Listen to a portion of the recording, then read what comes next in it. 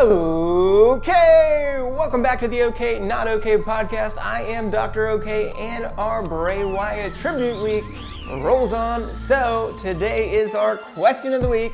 So we asked the Sports Zoo to do something about the Wyatt family or the Wyatt Sicks. So let's see what he's got for us. Sports Zoo? Doc, Uncle Howdy finally made his in-ring debut this week. What did you think of the match, and where do the Wyatt Sicks go from here? A two-parter there, Sports Zoo, and I've got to be honest, that second part is really up your alley and not mine. So let's start off with the match itself between Uncle Howdy and Chad Gable.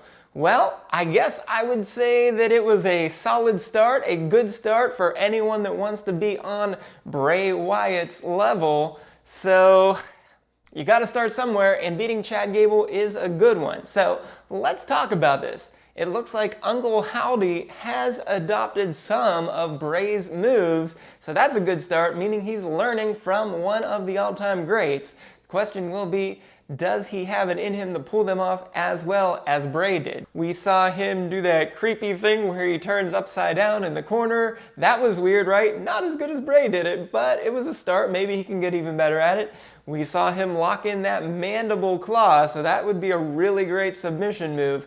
And of course, the Sister Abigail's kiss as a finishing move. We know that's one of the most devastating in the business, so he won the match this time with it, so it looks like that's a good one for him to keep instead of any other move that he might have in his back pocket. So I like that, but as far as Chad Gable goes as a first opponent, yeah, it's a good one. Gable is a solid technical wrestler, of course, as a former Olympian, so he's got skills, but we know he's not exactly lighting the world on fire, as he is 3-6 in one-on-one matches and 4-9 in all singles matches.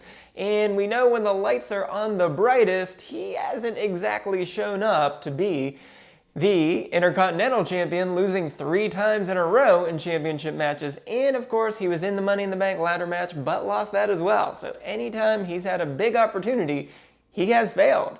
And of course, that made him attitude adjust. And it doesn't look like it's going well for him there either, because that was the whole impetus for the Wyatt Sicks to attack Gable and now also the rest of American Made. Sure enough, Gable has proved to be a bad coach because the Alpha Academy was simply not getting the job done, as Otis had an 0-7 record, Tozawa had a 1-5 record, and Maxine had a 1-8 record all the way up until the June 17th episode on Raw, when Alpha Academy left Gable and the Wyatt Sicks made their debut. Funny how those things worked out on the exact same night. Whoever would have known something like that? Well, nonetheless, that was the big night, of course. So Gable, just a bad coach. Now, he has had the Creed brothers for a couple of matches, and they are 2-1, but the only 2 wins, of course, were against the Alpha Academy. So Gable at least knew their tendencies more, so, you know, we can barely even count that. And of course, when they went up against the Wyatt Sicks, well, they lost. So they are just 2-1. And of course, Gable is now 0-2, first teaming with the Creed brothers and now losing to Howdy. And we even had American Made interfere in this match, and Howdy still got the job done. First, we had Ivy distract the ref that also distracted Howdy at the same time, which eventually allowed the Creed brothers to come in and attack Uncle Howdy once the ref was down. But of course, the rest of the Wyatt Sicks came to Howdy's rescue, and Howdy was then able to hit Sister Abigail and win the match. So to me, now we've seen 2 matches, so anytime there's an even matchup, the Wyatt Sicks always seems to come out ahead. So I think that's just what's going to happen. They've proven already to be better, and I think they're just going to keep doing so until American Made changes their ways. So yes, we're going to call this one a solid win and a good start. But what's next for Howdy? I don't know. How am I supposed to guess that? That's what you like to do. But I guess my role is usually going back in time to talk about where we started. Well, of course, the Wyatt Sicks started on June 17th, and they destroyed pretty much everyone in the backstage area, including Chad Gable, but a whole bunch of people, 20 to 30 people backstage at WWE. Somehow that's just been swept under the rug that I just don't understand, but I guess the Wyatt Sicks were not WWE employees at the time. And then our brilliant general manager, Adam Pearce, decided it was a good idea to sign Bo Dallas and the rest of the Wyatt Sicks. So, well, I guess he was left not being able to do anything about it then, but should they do something like that going forward? I guess he has the power then to do something. Well, I don't know. I guess we'll just have to wait and see what the Wyatt Sicks do in the future. But it all goes back to what Bo Dallas told Uncle Howdy in their one-on-one interview that we saw on that very first VHS tape the following week on Monday Night Raw, where he said he lost the most important thing in his life on the passing of the great Bray Wyatt, as he and Bray were planning to rule together. And just when they had it, it was taken away from Bo. So I can certainly understand where he's coming from there, because I am sure that they were going to do that. However, Bo's motivation going forward was making sure that they remember Bray Wyatt. And I don't know how anyone could forget Bray Wyatt, but it's good that he's making it his goal to remember him. So I guess the best way to remember Bray Wyatt is to honor his legacy with adopting some of those moves, and I guess also going after bad people at the same time.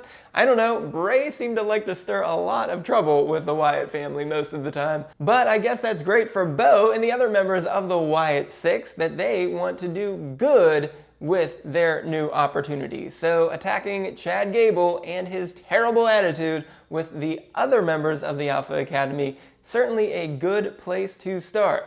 Now, where do we go from here? Well, to me, it seems like it just depends on what Chad Gable wants to do next.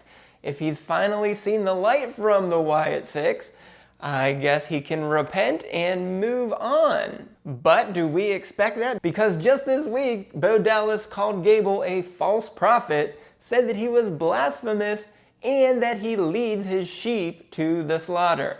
So is he going to change his stripes in just 1 week after one loss? Unlikely. So I think we're going to see more of the Wyatt Sicks versus American Made. I mean, after all, who wouldn't want another Howdy versus Gable match? We could see a couple iterations of traditional tag matches with Rowan, Lacey, and Loomis versus the Creed brothers.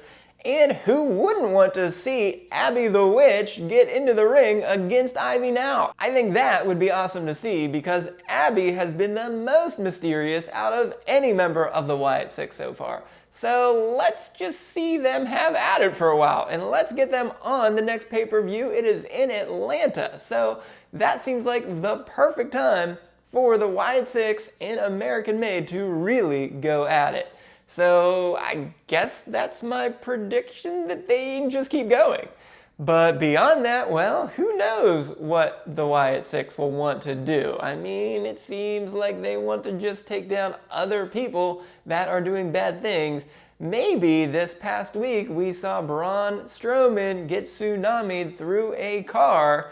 So maybe Uncle Howdy remembers the former Wyatt family, and certainly Eric Rowan would remember his former brother, so maybe they want to come to the defense of Braun Strowman and go after somebody with a bad attitude who keeps sending people to the hospital, like Bronson Reed.